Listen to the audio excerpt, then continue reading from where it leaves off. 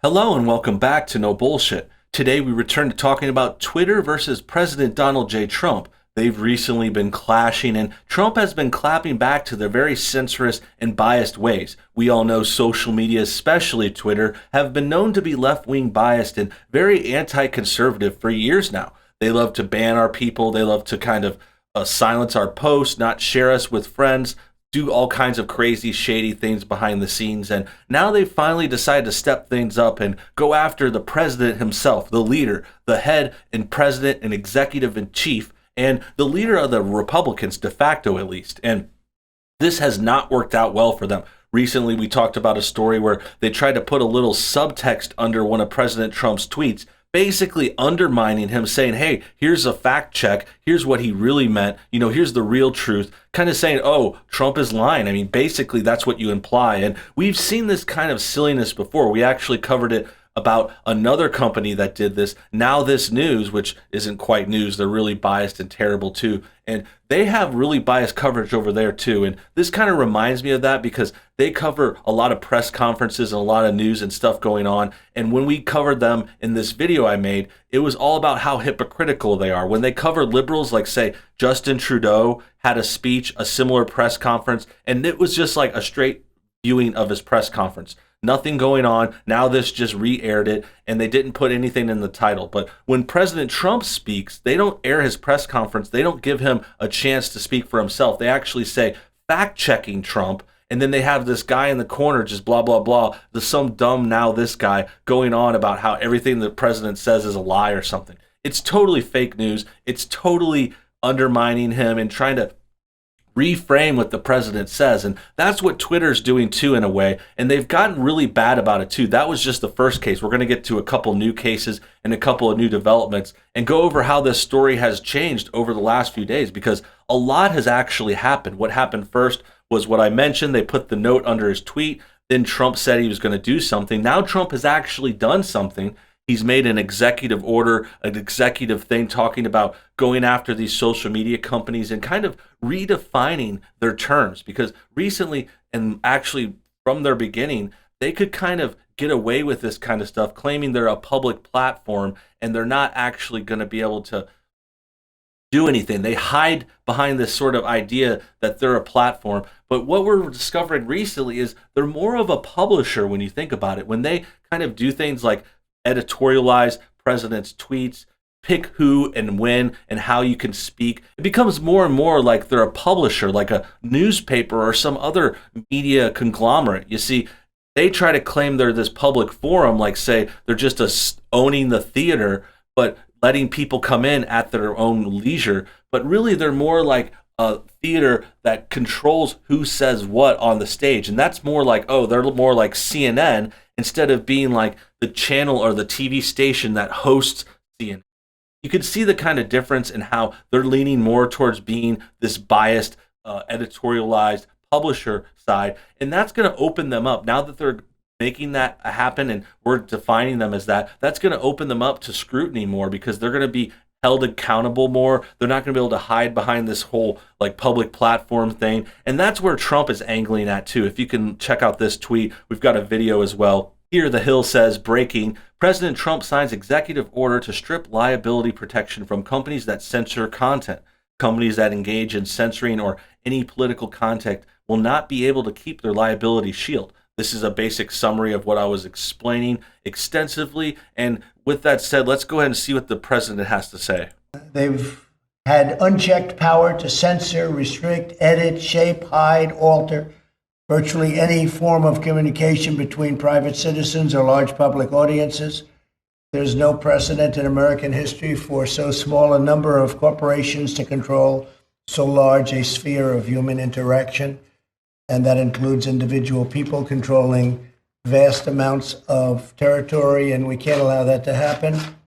Well put already. As we can see, we're in a new era too. We're in a different place. That's why it's actually important to kind of redefine things and consider what we address and what we give these guys credit for, because we're kind of in this new place, this new found frontier of the social media, Twitter, Facebook, YouTube, Google, all these companies control so much of our lives now, and so much of social media is involved in spreading the news, getting information out there, politics, elections. I mean, they're just so ingrained in everything now. The fact that they still try and hide behind this shield while also taking sides, that's what's messed up. Like, if they were just really, really neutral, no one would be complaining and they could keep going. Twitter is ruining this for themselves, really. If they wanted to, they could make billions of dollars and stay right down the middle, not take sides, let everyone speak, not ban everyone they don't like, and they would be fine. No one would be complaining, and we wouldn't need to change these rules. But they shot themselves in the foot here, and they messed with the wrong person, because Trump doesn't play that way. Trump's not going to let them get away with this fake news stuff, lying, editorializing what he says, because it's just not right. And the fact that they've been getting away with this for years is really frustrating. But we're finally getting vindicated. We're finally getting some backup from the biggest official in the world. He's going to call them out. They're under our roof. They're all based in America. So they should fall under our law and give each other freedom. Freedom of speech is what we're talking about here. These guys should be more like a public platform. They should be more like, hey, this is for everyone. Well, let's not take sides. Let's not ban conservatives and prop up liberals, like giving liberals more followers, more boosts, more shares, little badges next to their names. And then the conservatives get silenced and their tweets deleted and banned. I mean, it just doesn't make sense, especially the farther out part. Like, why are we even banning so many people? Why do we have to deperson the ones that threaten us? Like, the left is so censorious, so authoritarian, and it's really unnecessary. Like, I'm a very extremist on this, and I always feel like, hey, if the people haven't committed a crime, if they're not in jail for some kind of really bad offense, they should be able to have an internet profile. They should be able to have a Twitter, Facebook, make a YouTube page, whatever you like. But these companies are so power hungry now. They're just so confident, like overly confident. They know they're untouchable. They think they're untouchable, at least. They have been for a while. But that's going to end very soon, as we can see by this new order.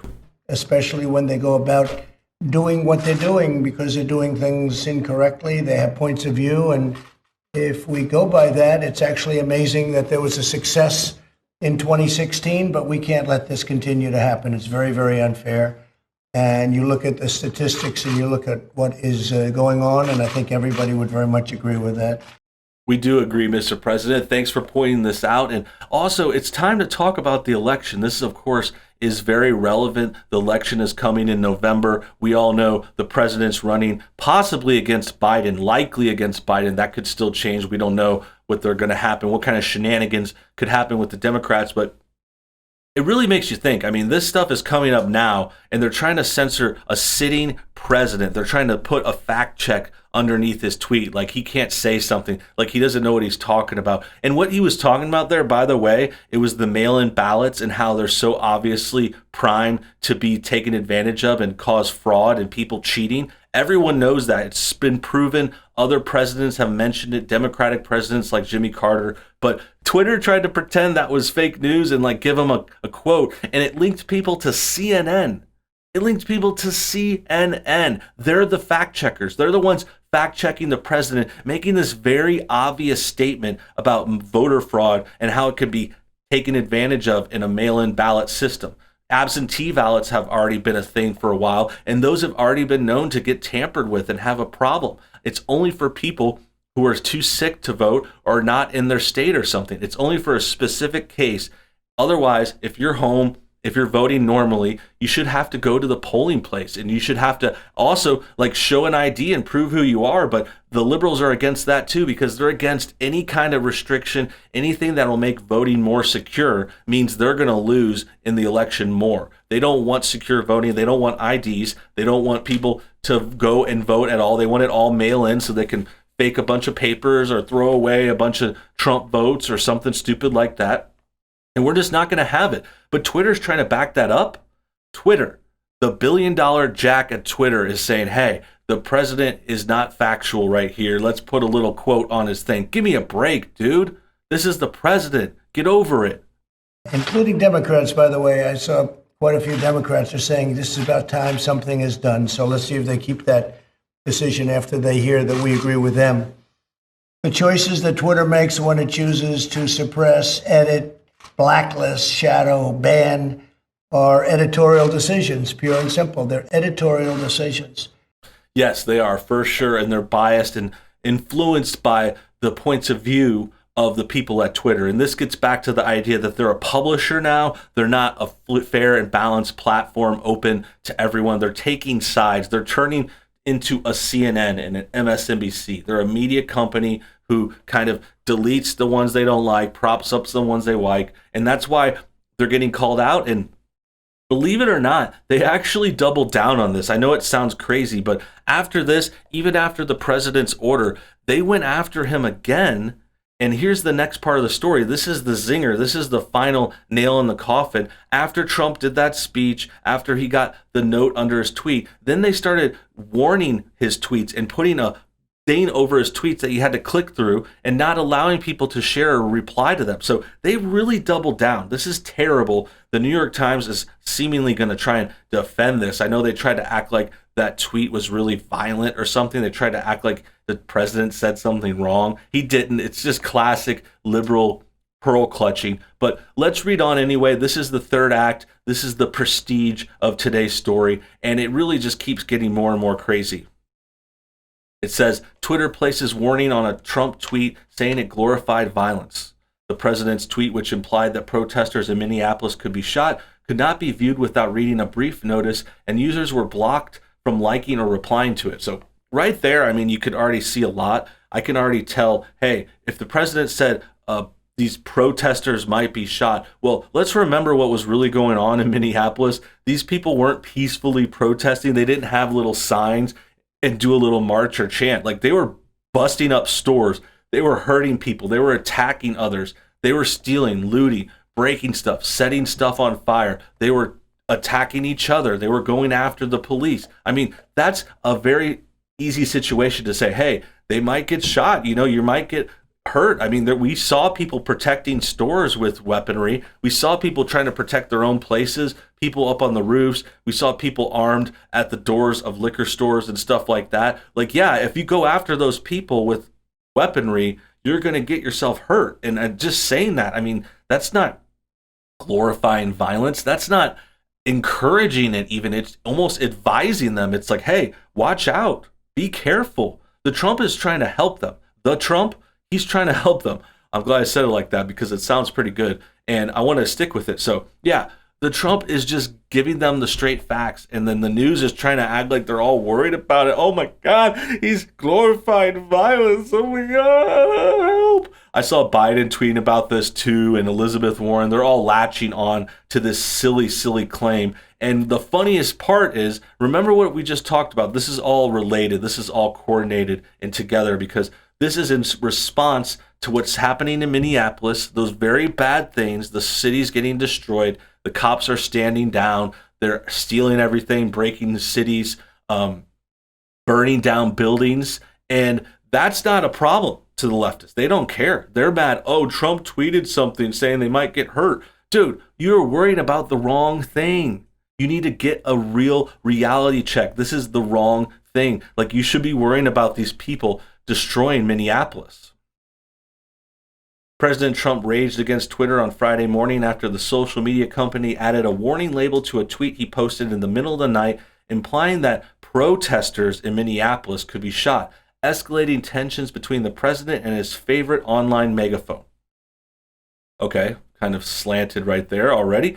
Amid the unrest in Minnesota, the president took time out to expand his feud with Twitter, accusing it of targeting conservatives and him in particular, and calling for legislation to revoke the company's legal liability protections that are foundational in its business. Okay, so they're clearly trying to defend them. They're implying that conservatives aren't censored and mistreated. I mean, the New York Times is not going to be on our side, guys. They are totally with this liberal narrative. They don't get what's going on in the real world. They don't care. I mean, they might know, but they're liars. They're making crap up and still trying to frame these people in Minneapolis as peaceful protesters. I mean, they didn't say peaceful. They try to say they're just protesters when really they're violent criminals that are destroying the city. And then the tensions between Trump and Twitter is because of Trump trying to speak out about that and trying to speak his mind and use his right to talk to the people, to his own people in his own country on a platform that's based here, and they want to censor the sitting president. I mean, Twitter really messed this one up, man. I can't believe they would try to go after Trump or the White House's Twitter handles. I mean, what were they thinking? That is the dumbest, stupidest thing I've ever seen. But it goes to show how bold and confident these liberals have become, especially the ones leading social media sites. They have no shame. They have no honor. They are going to lose their power soon. I think Trump is going to do something, and it's going to be a very, very fun day when we realize that the reckoning has come. That about wraps things up. I hope you guys enjoyed today's video. Make sure you comment your thoughts on everything below. Also hit that like button to help share it and get it spread around. And until next time, you guys have a great day.